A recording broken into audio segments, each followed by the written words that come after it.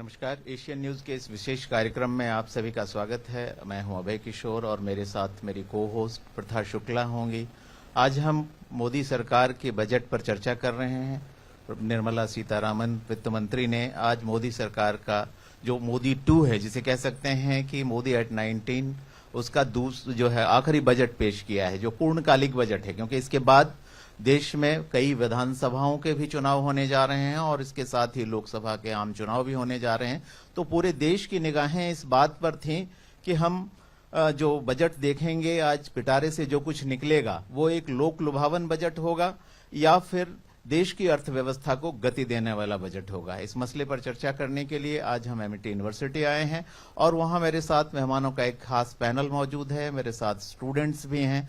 हम इस पर चर्चा करेंगे कि जो कुछ आज पिटारे से निकला है वो देश के लिए कैसा है, अलग अलग वर्गों के लिए कैसा है, और साथ ही मेरे जो युवा साथी मेरे साथ हैं उनकी प्रतिक्रिया भी जानेंगे और समझने की कोशिश करेंगे कि जो बजट आया है निर्मला सीतारामन का चौथा बजट, जो कि हर बार कुछ न कुछ नया देती हैं, वो बजट कैसा रहा, क्या उससे उम्मीदें पूरी हुई, उम्मीदें जो हैं अधूरी रह गईं, आकांक्षाएं जो हैं वो पूरी कर पाई हैं या नहीं कर पाई हैं। तो हमारे साथ जो मेहमान हैं उनकी मैं सबसे पहले एक बार परिचय सबसे कराता हूं, अपने दर्शकों से भी।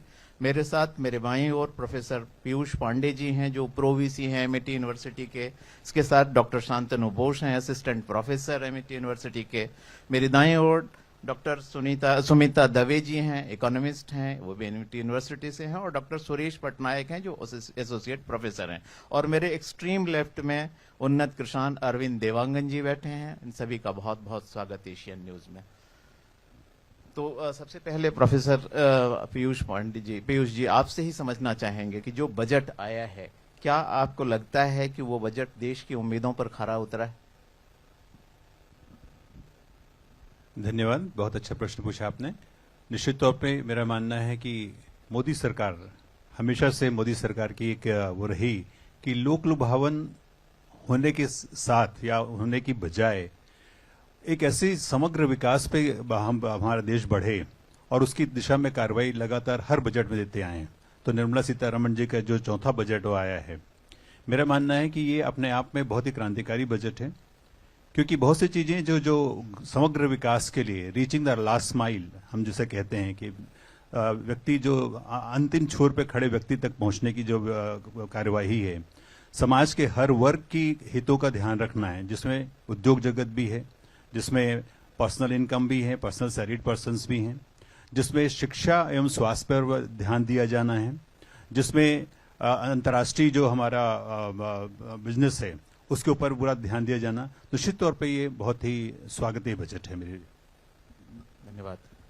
सुमिता जी आपसे समझना चाहूंगा, क्योंकि एक अर्थशास्त्री के नजरिए से अगर देखें तो बजट में बहुत सारी ऐसी बारीकियां होती हैं जिस पर चर्चा करना बहुत जरूरी है। हम अगर देखते हैं बजट को तो हम पाते हैं कि उसमें कैपिटल इन्वेस्टमेंट काफी सारा है, लेकिन बजट पे जो अलग अलग लोग हैं, जैसे कि कृषि क्षेत्र है या युवा हैं या इंफ्रास्ट्रक्चर है, रेलवेज है, इन सब की जो तमाम जरूरतें वो पूरी हुई क्या नहीं, इस पर भी हम चर्चा करेंगे। मैं आपसे सबसे पहले ये समझना चाहूंगा कि जिस तरह से बजट में एमएसएमई या बाकी इंफ्रास्ट्रक्चर सेक्टर पर जोर दिया गया है, जिस तरह से बुनियादी ढांचे को खड़ा करने की कोशिश की गई है, क्या आपको लगता है कि ये अर्थव्यवस्था को गति दे पाएगा? धन्यवाद अभय जी। हाँ, डेफिनेटली अगर हम देखें तो ये वाला जो बजट है, जो कैपिटल एक्सपेंडिचर पर जो एलोकेशंस हैं वो 33% इंक्रीज किए गए हैं। और जो हमारे रोड्स और रेलवेज को स्ट्रेंथन करना, ये हमारे बेसिक इंफ्रास्ट्रक्चर डेवलपमेंट के लिए बहुत जरूरी है। जहां तक युवाओं के एम्प्लॉयमेंट की बात होती है, तो जो हमारा जो युवा कौशल स्कीम्स जो गवर्नमेंट की हैं, उनको ट्रेन करने की, एंटरप्रेन्योरशिप की तरफ उनका रुझान इंक्रीज करने के लिए। और वो ही नहीं, एक जो बहुत इंपॉर्टेंट जो आज की जो विश्व की समस्या है वो है ग्रीनिंग द इकोनॉमी। और जो अब एंटरप्रेन्योरशिप, ट्रेनिंग और स्किलिंग वाली बात हो रही है, वो डिजिटलाइज्ड स्किलिंग की बात हो रही है। Focus on AI, IoT, machine learning, ये सारी चीजों पर मैडम ने आज हमारी जो वित्त मंत्री हैं उन्होंने इसी बात पर फोकस किया। जहां तक कृषि का सवाल है, तो इस पर भी एडिक्वेट वेटेज दिया गया है, जहां पर काफी एलोकेशंस हुआ है to encourage organic farming, supplementing other दूसरे जो अलाइड एग्रीकल्चरल एक्टिविटीज हैं उन पर काफी फोकस किया गया है। बिल्कुल, आपने कृषि की चर्चा की, चूंकि हमारे साथ एक किसान भी मौजूद हैं तो मैं चाहूंगा कि उनकी प्रतिक्रिया जरूर लूं। अरविंद जी, अगर हम किसानों की बात करें तो जो बजट है उसमें देखा जाए तो जो कहते हैं ना कृषि ऋण सीमा, वो क्रेडिट लिमिट को काफी बढ़ाया गया है। प्रधानमंत्री ने भी बाद में बजट के बाद जो एड्रेस किया है देश को, उसमें कहा है कि हम 20 लाख करोड़ का जो है क्रेडिट लिमिट एनहांस कर रहे हैं। इसके अलावा पशुपालन, डेयरी फार्मिंग और मछली पालन पर फोकस करने की बात की गई है। किसानों के लिए डिजिटल इंफ्रास्ट्रक्चर बनाने की बात की गई है। बागवानी को फोकस किया गया है। क्या आपको लगता है कि किसानों की अपेक्षाएं इस बजट से पूरी हुई हैं?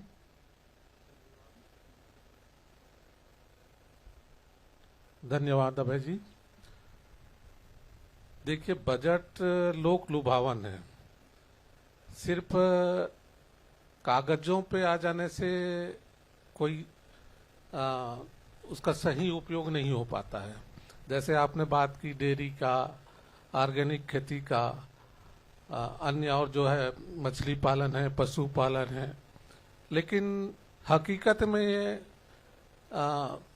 जमीनी स्तर पर नहीं आ पाता है। मैंने पहले भी जैसे ये बजट का देखा हुआ है, जैसे पिछले समय 75,000 करोड़ रुपए पशुपालन के लिए कोरोना काल में दिया गया था, लेकिन बजट का जमीनी हकीकत जीरो था। आज तक मैं देख रहा हूं कि मैं भी डेयरी खोलूंगा करके, लेकिन बजट की जो है वो अभी तक का कोई उसमें आवंटन। इस समय से किसानों की मांग की अगर बात करूं तो दो बड़ी प्रमुख मांगें किसानों की रही है। एक तो किसानों की मांग है कि जो एमएसपी है उसको एक लीगल गारंटी दी जाए। दूसरी डिमांड ये रही है कि सभी जो कृषि उत्पाद हैं उनको एमएसपी के दायरे में लाया जाए, जो न्यूनतम समर्थन मूल्य उसके दायरे में लाया जाए। और इससे जुड़ी परेशानियां बहुत सारी हैं, क्योंकि आज की तारीख में मुख्यतः जो सीरियल हैं, जो अनाज हैं, उनको जो 23 गन्ने को छोड़कर अगर मैं बात करूं तो दलहन या अनाज ही है जो कि एमएसपी के दायरे में आता है। अगर सभी उत्पादों को खरीदते हैं, मसलन ध्यान रखें कि अगर हम डेयरी उत्पादों को सरकार खरीदने लगे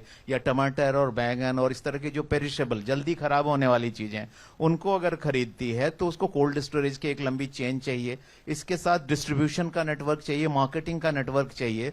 तो इस बजट में उस पर मुझे कोई खास फोकस नहीं दिखाई देता। क्या आपको लगता है कि जो ये बजट आया है उससे आपकी ये दोनों मांगे वो भी पूरी होती हैं? नहीं, आपने बिल्कुल सही क्वेश्चन किया है। इससे बजट में कोई कुछ भी नहीं दिख रहा है। जैसे दोनों चीजों का एमएसपी की गारंटी आवश्यक है। जैसे हम उन्नत कृषि करते हैं, अच्छी बात है, उत्पादन अच्छा हो रहा है, लेकिन आज जैसे टमाटर की स्थिति है, तोड़ने के लायक पैसा नहीं मिल रहा है। तो उन्नत कृषि करने बस से कोई फायदा नहीं होने वाला है किसानों को। उन्नत कृषि के साथ साथ जैसे आपने एमएसपी की गारंटी, एमएसपी की गारंटी जब तक नहीं रहेगी तब तक उन्नत कृषि करने का कोई फायदा नहीं है। जैसे अभी मैडम जी ने कहा कि ऑर्गेनिक खेती को बढ़ावा देने के लिए बजट में, लेकिन ऑर्गेनिक खेती को हम ठीक है उपयोग करते हैं, इसके लिए आपके स्वास्थ्य में अच्छा असर पड़ेगा ऑर्गेनिक खेती का, लेकिन उसका भी तो एमएसपी गारंटी जरूरी है कि हम पता चला कि हम ऑर्गेनिक खेती कर लिए और उसके बाद एमएसपी नहीं मिल रहा है, फिर वही स्थिति हो जाएगी कि बाहर। जी बिल्कुल, यानी आप जो है मोटे तौर पर देखा जाए तो इनिशियल रिएक्शन आपका ये कि आपको बजट से कोई खास खुशी नजर नहीं आती। प्रथा, हमारे साथ बड़े यूथ हैं जो देश का भविष्य भी हैं। मैं चाहूंगा कि यूथ का रिएक्शन आप जरूर लें, क्योंकि प्रधानमंत्री ने बार बार कौशल उन्नयन की बात की है, आर्टिफिशियल इंटेलिजेंस की बात की है, युवाओं को रोजगार देने की बात की है। तो उनकी प्रतिक्रिया क्या है, ये हम जरूर चाहेंगे कि एशियन न्यूज के दर्शक तक पहुंचे। जी सर, ज़रूर। यहाँ पर बड़ी संख्या में हमारे साथ में यूथ मौजूद हैं और मैं एक एक करके आप सभी के पास में आना चाहूंगी और जानना चाहूंगी कि आपके क्या कुछ पॉइंट ऑफ व्यूज है, क्योंकि बजट, जैसे कि अभी पैनलिस्ट के तौर पर हमारे साथ में जो गेस्ट मौजूद हैं उनके साथ में हम लगातार चर्चा कर रहे हैं। बजट आए हैं तो पिछले बजट की और अभी के बजट की अगर तुलना करें तो कहीं ना कहीं कंपेरेटिवली बहुत ज्यादा कोई खास बड़ा अंतर या फर्क नजर नहीं आया है। लेकिन यूथ की अगर बात करें तो आपका क्या कुछ कहना है, कितने आपको कितनी उम्मीदें थी और उस उम्मीदों पर कितना खरा इस बार का ये बजट उतरा है, ये मैं आप लोगों से जानना चाहूंगी। आप क्या कहना चाहेंगे? मैम, इस बार का बजट मेरे हिसाब से बहुत ज़्यादा अच्छा है। जैसे हम पिछले साल के बजट से इसको कंपेयर करें तो उसमें मिडिल क्लास और सैलरी क्लास के लिए कुछ नहीं था, और टैक्स के लिए भी हमने कुछ ज़्यादा नहीं किया था। लेकिन इस साल जो 2 लाख से बढ़ाया गया, 0 से 7 पे 0 टैक्स कर दिया गया, वो मेरे को बहुत ज़्यादा अच्छा लगा। तो टैक्स को लेकर आप कहीं ना कहीं सेटिस्फाइड? यस मैम, और प्लस जो गवर्नमेंट की जो एक्सपेंडिचर है उस पर भी मेरे को बहुत ज़्यादा खुशी हुई, और ये जान के तो मैं बहुत ज़्यादा खुश हूँ कि हम अपने G20 में सबसे one of the fastest growing economy है विद 7%। लेकिन यहाँ पे जो हमारी मेरे क्वेश्चन आता है कि जो हमारी फाइनेंस मिनिस्टर ने बोला कि हम 4.5% फिजिकल डेफिसिट करेंगे 2025-26 के सेशन में, तो वो हम कैसे कर पाएंगे उसके बारे में हमें अभी कुछ क्लियरेंस नहीं मिला। तो एक बार हमें कुछ एक प्रॉपर प्लानिंग की ज़रूरत पड़ेगी अगर हमें उस गोल तक रीच करना है तो।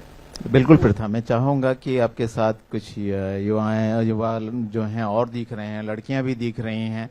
प्रधानमंत्री जो हैं ये महिलाओं को खासा तवज्जो देते हैं। उन्होंने अपनी स्पीच में कहा भी है कि इस अमृत काल में हम महिलाओं की भागीदारी को भी बराबर महत्व देते हैं, तो उनकी प्रतिक्रिया भी जरूर लें। और आप सब साथियों से मैं आग्रह करूंगा कि पहले अपना नाम जरूर बताएं। चलिए इधर से शुरुआत कर लेते हैं, क्या कहना है आपका? क्या लगता है इस बार का जो बजट आया है, और सर ने भी जो अभी जो सवाल रखे हैं उसमें आप लोगों का क्या कुछ point of view? My name is Deepa Kumari Bansal from MBA second. So इस बार का बजट ठीक है, कुछ ज़्यादा ही चेंजेस नहीं आए हैं बजट्स में, बट जो हमारी एम्प्लॉयमेंट है कंट्री की वो बहुत कम है। तो उससे रिलेटेड कुछ क्वेश्चंस है मेरे कि लास्ट टाइम फाइनेंस मिनिस्टर ने हमें कहा गया था कि नेक्स्ट 5 इयर्स के लिए 60 लाख जॉब्स के लिए वो जनरेट कर रहे हैं, तो जो कि 12 लाख पर ईयर हो रहे हैं। तो इस साल उन्होंने डायरेक्ट बोल दिया है कि 23-24 में 10 लाख करोड़ की कैपेक्स है। सो उन्होंने बताया नहीं है अभी तक क्लियर कि कितने जॉब्स जनरेट हो रहे हैं, ताकि हमारे कंट्री में बहुत अनएम्प्लॉयमेंट है, तो कितने जॉब्स मिल पाएंगे हमारे उसको। तो उससे मुझे थोड़ा क्लियरेंस नहीं है। जी बिल्कुल, ऐसा लगता है कि रोजगार को लेकर जो प्रधानमंत्री ने या वित्त मंत्री ने घोषणाएं की हैं उससे आप संतुष्ट नहीं हैं। जो आज के बजट में स्किल डेवलपमेंट की बात की है, प्रधानमंत्री ने कहा है कि अगर हम स्टार्टअप पर जोर देते हैं, अगर हम आर्टिफिशियल इंटेलिजेंस में युवाओं को ट्रेन करते हैं तो उससे रोजगार मिलेगा। एक जो बड़ी बात और है बजट में, जिस पर आपके सवाल का शायद उसमें जवाब छुपा हो, कि विदेशों में स्किल डेवलपमेंट करके युवाओं को रोजगार मिल सके, इसके लिए भी संस्थाएं कायम करने की बात की गई हैं। प्रथा, मैं चाहूंगा कि आप और लोगों की भी प्रतिक्रिया लें ताकि समझ में आए कि उन्हें कैसा लग रहा है बजट। रोजगार का एक मुद्दा कहीं ना कहीं अभी उठा है, आप काफी तैयारी से यहाँ पर नजर आ रहे हैं, क्या कहना है आपका? जी, मेरा नाम ओम प्रकाश सोनी है, मैं बीकॉम में पढ़ता हूँ। ये एक्चुअली मेरे हिसाब से बजट में जो मेनली फोकस किया गया है वो है एग्रीकल्चरल सेक्टर्स में। सेकंड, मेरे को लगता है एम्प्लॉयमेंट में भी अच्छा खासा फोकस किया गया है।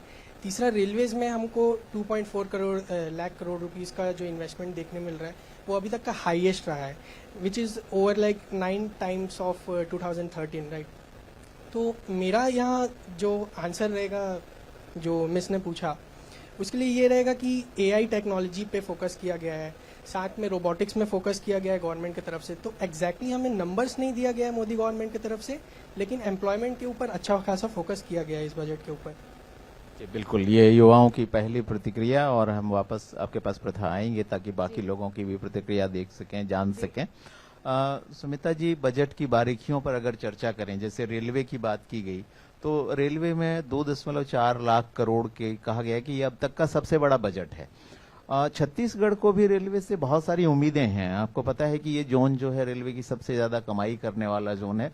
फ्रेट के जो रेवेन्यू है वो बहुत बड़ा है, लेकिन जो इंफ्रास्ट्रक्चर रेलवे को यहाँ करना चाहिए था डेवलप पैसेंजर ट्रैफिक के लिए, वो उसकी कमी दिखाई देती है। हमें जो रेल लाइन मिली हुई है वो सिर्फ इसलिए मिली हुई है कि एक थ्रू फेयर है। हावड़ा बॉम्बे लाइन के बीच में आप आते हैं तो एक रेल लाइन आपके स्टेट को क्रॉस करती है वेस्ट टू ईस्ट, लेकिन हमारा स्टेट जो है वो उत्तर से दक्षिण तक अगर देखें तो रेलवे नेटवर्क में सीधे सीधे कनेक्टेड नहीं है। आपको अंबिकापुर जाना है तो पहले मध्य प्रदेश जाइए और कटनी से घूम कर जाइए। अगर आपको जगदलपुर जाना है तो पहले उड़ीसा जाइए और अरकू वैली की सैर करते हुए आइए। तो जो बड़े प्रोजेक्ट्स थे, जैसे रायपुर को दुर्ग कौंदल होते हुए जगदलपुर से कनेक्ट करना, या अंबिकापुर को कोरबा से कनेक्ट करना, राजनांदगांव को बिलासपुर से और रायपुर को झारसुगुड़ा से सरायपाली होते हुए कनेक्ट करना, उन योजनाओं पर अभी तक कोई प्रगति नहीं हुई है। तो क्या आपको लगता है कि ये जो रेल बजट है ये हमारे इंफ्रास्ट्रक्चर को पर्टिकुलरली इस स्टेट में बढ़ावा देगा? ये मैं आपसे बिल्कुल सहमत हूं कि जो अभी हमारी रेल कनेक्टिविटी छत्तीसगढ़ स्टेट के लिए जरूरी है वो कहीं ना कहीं थोड़ी सी इग्नोर हो रही है, और ये अब हमारे स्टेट गवर्नमेंट पर है कि वो प्रेशराइज करे सेंट्रल गवर्नमेंट को कि जो हमारी जो रिक्वायरमेंट है पैसेंजर ट्रैफिक। इसके अलावा जब हम रेलवेज देखते हैं इसकी दो दूसरी एस्पेक्ट्स होती है, एक होती है सेफ्टी और दूसरी होती है स्पीड।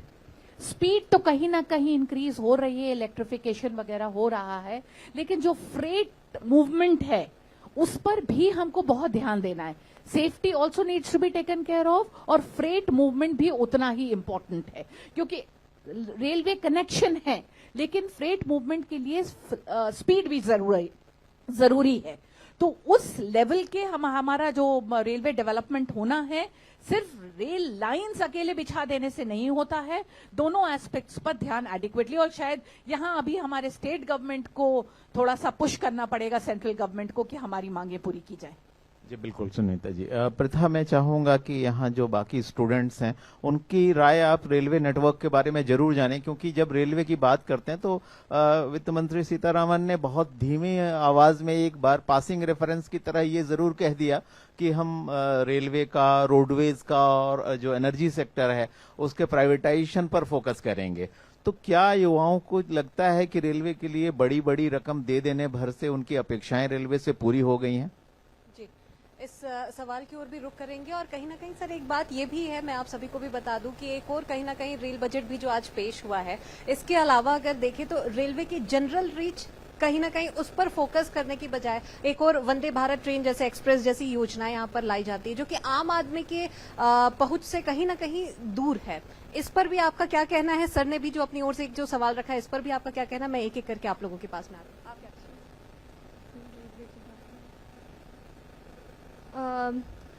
ये क्वेश्चन का तो जवाब मेरे पास नहीं है। मेरा नाम गरिमा तिवारी है, मैं बीए जेएमसी की स्टूडेंट हूँ, जर्नलिज्म एंड मास कम्युनिकेशन की। पर मेरा एक विचार है कि जितने लोगों का ये सोचना है कि बजट में ज्यादा बढ़ोतरी नहीं हुई है या ज्यादा फर्क नहीं दिख रहा है, तो कुछ नहीं से कुछ सही मेरा मानना है। पहली बात तो मुझे सबसे ज्यादा फर्क जहाँ पे दिखा है वो है हमारा education sector. As a student of journalism and मैं कॉलेज की स्टूडेंट हूँ, आखिरी साल है मेरा। तो जिस तरीके से यहाँ पे 157 नर्सिंग कॉलेज खुलने का वादा किया गया है, साथ में 740 एकलव्य स्कूल खोलने का वादा किया गया है, 38,000 टीचर्स को अप्लाई करने मतलब एम्प्लॉय करने का वादा किया गया है। मेरे हिसाब से बहुत ज्यादा फर्क है health basically in education sector. तो यही मेरा कहना है कि कुछ नहीं से कुछ सही। तो मैं इस बात से बहुत खुश हूँ कि बजट में जितना भी चेंजेस हुए हैं इन हेल्थ में भी काफी अच्छा। बट मेरा एक चीज सोचना है कि जहां पे गोल्ड और अपने प्लैटिनम के प्राइसेस बढ़े, बाकी सब जैसे कि अपने वहीं पे एक चीज मुझे थोड़ा सा खलती है कि सिगरेट्स के प्राइस को बढ़ा दिया गया है बजट में। क्या उसे बंद नहीं किया जा सकता? सिर्फ प्राइस बढ़ाने से वो रुक सकता है क्या? नहीं। इलेक्ट्रॉनिक की चीजों में, इलेक्ट्रॉनिक के पार्ट्स के चीजों को कम कर दिया गया है। मेरा तो मानना है इसे बढ़ा दिया जाए पर सिगरेट को जरूर हटा दिया जाए। तो बस यही कहना था मेरा।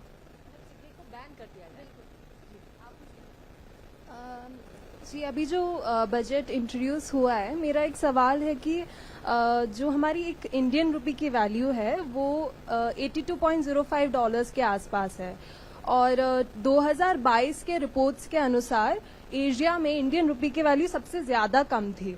तो अभी जो इंट्रोड्यूस हुआ है बजट, इसमें क्या प्रभाव पड़ रहा है? ये मेरा सवाल है मैम। मुझे लगता है कि सुमिता जी इसका जवाब देने के लिए ज्यादा बेहतर पात्र हैं, इकोनॉमिस्ट हैं, तो वो बताएंगी कि जो अर्थव्यवस्था है उस पर इसका क्या प्रभाव पड़ेगा, क्या रुपया इससे मजबूत होगा। देखो, जब हम वैल्यू ऑफ द रूपी की बात करते हैं कोई भी करेंसी का, उसका डायरेक्ट रिलेशंस होता है ट्रेड पर, ठीक है। In the past few years world over trade suffer किया है।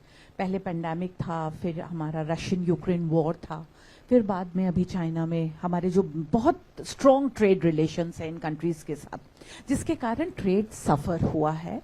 और दूसरी, इकोनॉमी के परफॉर्मेंस भी बहुत पुअर रहा है, ठीक है। ये सारी चीजें, कई और फैक्टर्स होते हैं एक रूपी के वैल्यू को डिसाइड करने के लिए, तो ये सारे ओवर द पास्ट 3-4 इयर्स बहुत नेगेटिव रहे हैं, ठीक है। इसी के कारण जो अभी जो हमारी वैल्यू ऑफ द रूपी है कंपैरेटिवली वीक है।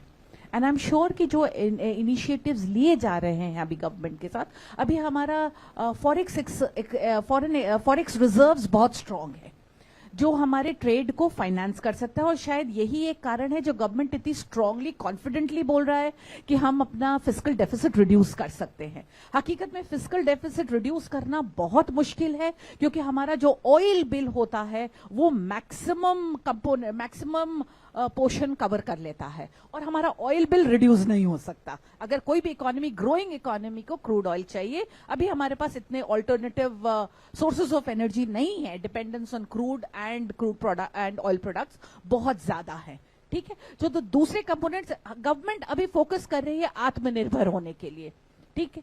तो you are producing those products which you can sell in that, जो एक्सपोर्ट कर सकते हो। तो जहां आपके एक्सपोर्ट्स बढ़ेंगे तो आपकी रूपी स्ट्रॉन्ग, रुपया तभी मजबूत होगा जब आपका फॉरेक्स रिजर्व बढ़ेगा, जब आपका फॉरेन ट्रेड बढ़ेगा। लेकिन सुमिता जी, इस मामले में मैं एक चीज आपसे जरूर कहना चाहूंगा कि भारत सरकार डिस्क्रिटली जो बहुत एक ऐसा प्रयास कर रही है जो रुपए को एक नई मजबूती दे सकता है। आपको जरूर जानकारी होगी कि हम रूपी जो ट्रेड है उस पैटर्न को एक एक करके बहुत सारे देशों के साथ समझौता करते जा रहे हैं, और डॉलर पर हमारी निर्भरता लगातार कम होती जाएगी। जैसे श्रीलंका के साथ हमारा ट्रेड जो है रूपी में होता है, रूस के साथ हमारा लंबे समय से रूपी रूबल ट्रेड होता रहा है। आज बड़ी संख्या में जो दुनिया के देश हैं उन्होंने डॉलर की बाध्यता छोड़कर म्यूचुअल जो ट्रेड है उसको बढ़ावा देने की कोशिश की है। तो हम सब के लिए खुशी की बात है कि रुपया जो है डॉलर का एक अल्टरनेटिव बनकर उभर सकता है। प्रोफेसर पटनायक, मैं आपसे भी समझना चाहूंगा। जी सुमिता जी, जरूर कर सकती हूँ। प्लीज। देखिए, अभी जो यूरो की स्टोरी है बहुत पुरानी नहीं है।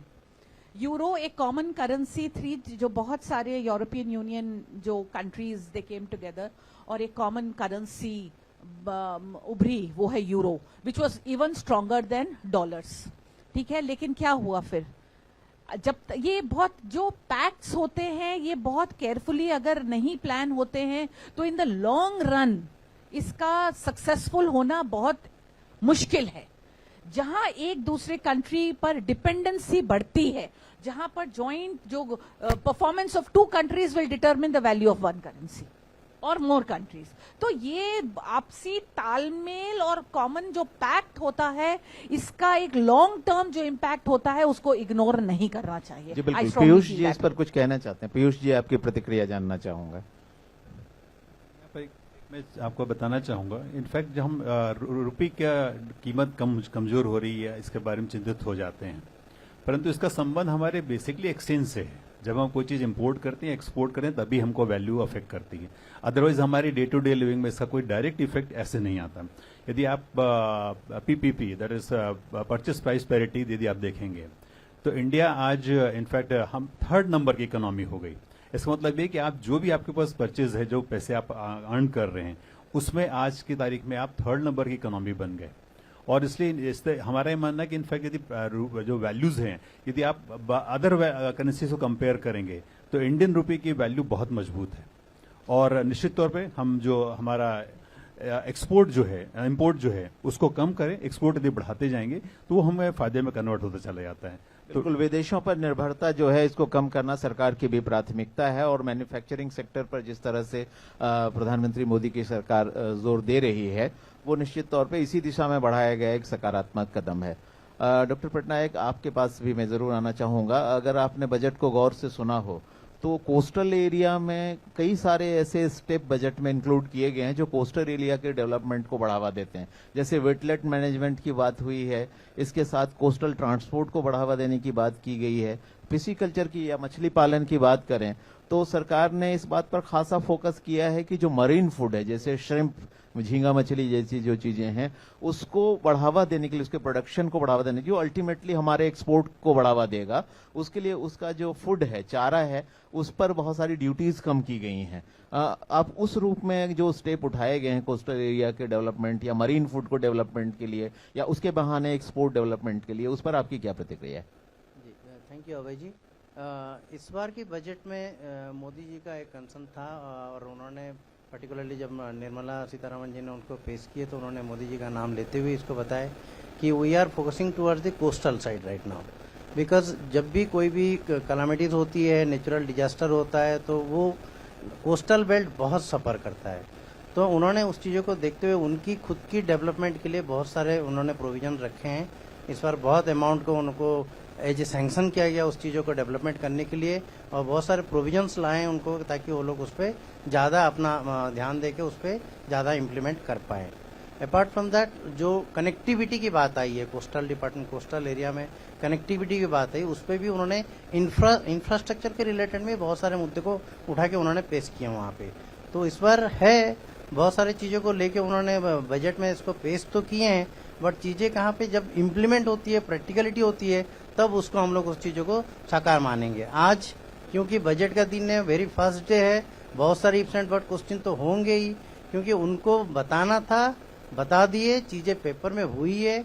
हम कहाँ से उससे उतना फंड लाएंगे, कहाँ से सोर्सेस आएंगे ताकि उसमें बिल्कुल संसाधन कहाँ से आएंगे, ये एक बड़ी चिंता होती है। बिल्कुल मिस्टर पटनायक, बहुत बहुत। डॉक्टर शांतनु, आपसे भी एक चीज समझना चाहूंगा, जो सरकार का जोर है, जो छोटे और मझोले उद्योग, जो एमएसएमई है, उसके लिए 9 लाख करोड़ रुपए के एक्स्ट्रा क्रेडिट लाइन की बात की गई है। गवर्नमेंट का ये मानना है कि उससे 2 लाख करोड़ का जो क्रेडिट सपोर्ट पैदा होता है, उससे एमएसएमई को बढ़ावा मिलेगा। लेकिन जो चैम्बर ऑफ कॉमर्स का पहला रिएक्शन इस मसले पर आया है, उनका कहना है कि कैश ट्रांजैक्शन की लिमिट को 5% पर जो किया गया है, उसके चलते हमें इससे कोई खास फायदा नहीं होगा। आप इसको किस रूप में लेते हैं? एक बात तो कहना चाहूंगा कि क्रेडिट लिमिट जब भी होती है कोई भी चीजों में, क्रेडिट बेसिकली क्या होता है, लोन। अब लोन मैं तब लेना चाहूंगा ना जब मार्केट में मेरा उस चीज की मांग रहेगी, डिमांड रहेगी, नहीं तो अन्यथा हो क्या जाएगा, लोन लेने में भी डिस्करेज होंगे।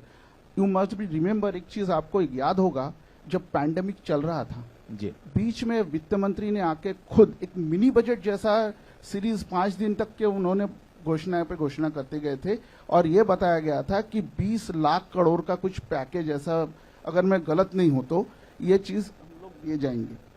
पर उसमें से 20 लाख करोड़ में से आप देखोगे 12 से 13 लाख करोड़ सीधा सीधा आपका मॉनेटरी पॉलिसी, मतलब आरबीआई के साथ पैक्ट हुआ था और कहा था कि बैंकों के तहत एमएसएमई को लोन दिया जाए। पर वो लोन अभी तक क्या आप देखेंगे तो हार्डली 12-13% ही डिसबर्स हो पाए हैं, बाकी अभी भी पड़े हुए हैं। तो जब तक के चीजों की डिमांड, सरकारें अभी तक की है क्या, सप्लाई साइड में कंसेंट्रेट करते गए हैं, डिमांड साइड में कंसेंट्रेशन कम रहा। बिल्कुल, ये एक बहुत महत्वपूर्ण एस्पेक्ट है, बहुत तो महत्वपूर्ण पहलू है, हम जिस पर सप्लाई डिमांड साइड में कंसेंट्रेट नहीं करेंगे तब तक की इकोनॉमी ग्रो नहीं करेगी, क्योंकि ये डिमांड ड्रिवन है सर, ये तो कोई सप्लाई ड्रिवन वाला चीज है नहीं। बिल्कुल, धन्यवाद शांतनु जी। अरविंद जी, एक बार आपके पास फिर आना चाहूंगा कि सरकार का जो एक बड़ा पुश है वो जैविक खेती है, चाहे प्रधानमंत्री प्रणाम योजना हो, गोवर्धन योजना हो, या मिलेट्स की बात अगर हम करें तो मिलेट्स की बात है। प्रधानमंत्री का अपना भी पुश है कि जो राज्य हैं उनको हम सपोर्ट दें और अगले कुछ दिनों में हम 1 करोड़ किसानों को जैविक खेती की तरफ लेकर आएं, जिसको नेचुरल फार्मिंग कहा है, प्राकृतिक खेती, उसकी तरफ हम लेकर आएं। क्या आपको लगता है ये जो मिलेट को, जिसको श्री अन्नम कहकर निर्मला सीतारामन ने पुकारा है, इससे किसानों का कोई भला होने वाला है, जो इस पर फोकस दिया गया है? सर, फोकस किया गया है तो सही है और बहुत अच्छी बात है, इससे किसानों को फायदा होगा ही। लेकिन जैसे कि पहले आपने कहा था, जैसे मिलेट्स के लिए अपन चलते हैं तो मिलेट्स में भी बहुत सारे फायदे हैं और लोगों के लिए स्वास्थ्य का भी फायदा है। लेकिन जब तक एमएसपी की गारंटी नहीं होगी सर, तो बिना एमएसपी के तो कोई सा भी चीज है ना, जब तक जैसे उसका उत्पादन उसके अनुसार उसकी मांग, मांग के अनुरूप उत्पादन और मांग से ज्यादा उत्पादन, तो फिर तो बिना एमएसपी के तो कुछ होगा ही नहीं। जी बिल्कुल। पीयूष जी, इस पर आपकी कोई प्रतिक्रिया? देखिए, एमएसपी एक ऐसा विषय है जो इनफैक्ट बड़ा इमोशनल सा विषय है और हर कोई इसे लगता है कि बहुत अच्छा है और सरकार इम्प्लीमेंट क्यों नहीं कर रही है। परंतु हमें समझना पड़ेगा कि सरकार का काम जो है बिजनेस करना नहीं है। सरकार यदि सारे प्रोड्यूस को खरीदने लगे, उसको स्टोर करने लगे, उसे फिर मार्केट करने लगे, तो वही चीज होगी जो कहीं ना कहीं धान के बारे में हम सुनते हैं कि धान खरीदा गया और सारा धान सड़ गया। इस प्रकार हर चीज सरकार खरीदे और सरकार बेचे, ऐसा नहीं हो पाएगा। एमएसपी की यदि हम चर्चा करते हैं तो आपको ये समझना पड़ेगा कि यदि हर चीज की एमएसपी फिक्स हो गई तो फिर उसी रेट पर आपको किसानों से खरीदी जाए, किसानों को जरूर फायदा होगा। मैं उसके बारे में मैं विपरीत नहीं हूं, परंतु ये समझना है कि इसका इफेक्ट कहीं ना कहीं महंगाई दर पर भी आएगा। यदि एमएसपी बढ़ती है तो एमएसपी देनी होगी, तो निश्चित तौर पर समझिए कि डिमांड एंड सप्लाई दोनों जब तक मैच नहीं होंगे तब तक एमएसपी काम नहीं कर सकती। जी बिल्कुल। ये एक ऐसी दुविधा है जिसमें एक और किसानों को उसका लाभ देना है, तो दूसरी ओर जैसे ही हम सब्सिडाइज चीजों के लिए बढ़ते हैं या एक बड़े फंड को सैंक्शन करते हैं, वैसे ही सरकार जो है महंगाई की तरफ एक कदम बढ़ा देती है और लोगों को मुसीबत में डाल सकता है। हम मोदी एट 19 का आखिरी बजट इस चर्चा में अभी बने रहेंगे। बहुत छोटे से ब्रेक के लिए रुकते हैं। ब्रेक के बाद जब लौटेंगे तो और मसलों पर भी अपने युवा साथियों की भी प्रतिक्रिया समझेंगे और जो हमारे पैनलिस्ट हैं उनकी भी जो राय है वो समझने की कोशिश करेंगे। छोटा सा ब्रेक, कहीं जाइएगा मत। मोदी एट 19, मोदी सरकार का आखिरी बजट पर इस विशेष चर्चा में एक बार आपका फिर एशियन न्यूज में स्वागत है। आज हम एमईटी यूनिवर्सिटी के कैंपस में हैं। हमारे साथ पूरा पैनल मौजूद है, साथ ही युवा साथी हैं, एमईटी के स्टूडेंट्स हैं। युवा क्या सोचते हैं, देश क्या सोचता है, किसान क्या सोचते हैं, इस पूरी बजट पर जो प्रतिक्रियाएं हैं वो जानने के लिए हम यहाँ आए हैं। मेरे साथ मेरी टीम है, प्रथा शुक्ला है मेरी को एंकर हैं, इस प्रोग्राम को होस्ट कर रही हैं। प्रथा, आपके पास एक बार फिर मैं आना चाहूंगा और इस बात को समझते हैं कि जो युवाओं के लिए फोकस किया गया है, जो टूरिज्म को फोकस किया गया है, 50 नए एयरपोर्ट हेलीपैड बनाने की बात की जा रही है या उन्हें रिनोवेट करने की बात की जा रही है। इसके साथ ही टूरिज्म सेक्टर को पुश करने के लिए 50 नए डेस्टिनेशन चुनने की बात बजट में निर्मला सीतारमण ने की है और एक खास तौर पर जिस बात पर जोर दिया है, उन्होंने कहा है कि हम वहां फूड और टूरिस्ट की सिक्योरिटी पर भी फोकस करेंगे। तो मैं चाहूंगा कि इस पर प्रतिक्रिया आप जरूर लें। बिल्कुल, कई ऐसे महत्वपूर्ण बिंदु हैं जिसका समावेश आज के इस बजट में किया गया और इसके अलावा में भी, जैसे कि अभी सर ने भी बताया, टूरिज्म सेक्टर को भी लेकर इसका जिक्र हुआ है। क्या कहना चाहेंगे आप में से, आप क्या कहेंगे आप?